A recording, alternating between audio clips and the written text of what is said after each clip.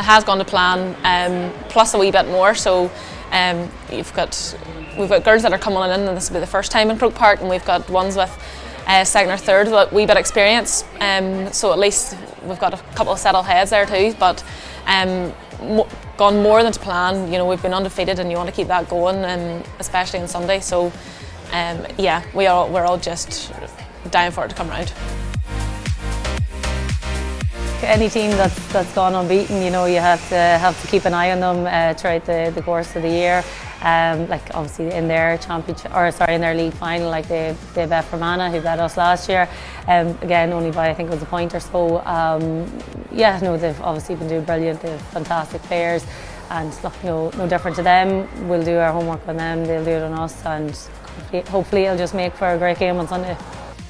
I suppose they're a bit unknown to us. It wouldn't really have been another focus that we had looked at yet, but you know, we're able to see the double header last week. We'll see kind of bits and pieces of them playing and other games, but they're back in the final. They're definitely, I'm sure, have built up good momentum this past couple of months, and they're looking to be back and showing a bit of redemption from last year, same as any team would. But no, we're ready for the game, and we're ready for the fight that they'll put up.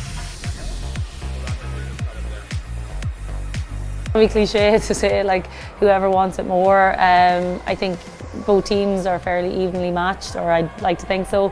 I don't think anyone would be out of place going and playing at intermediate. They obviously experienced it.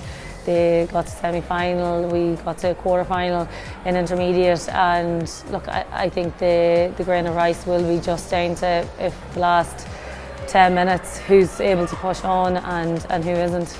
I think both teams will be well fit for it. It'll obviously come down to our defence this year has been absolutely brilliant, so it'll come down to us at the other end of the field securing the scores. But Louth will be saying the exact same thing, so it'll be the best team on the day wins.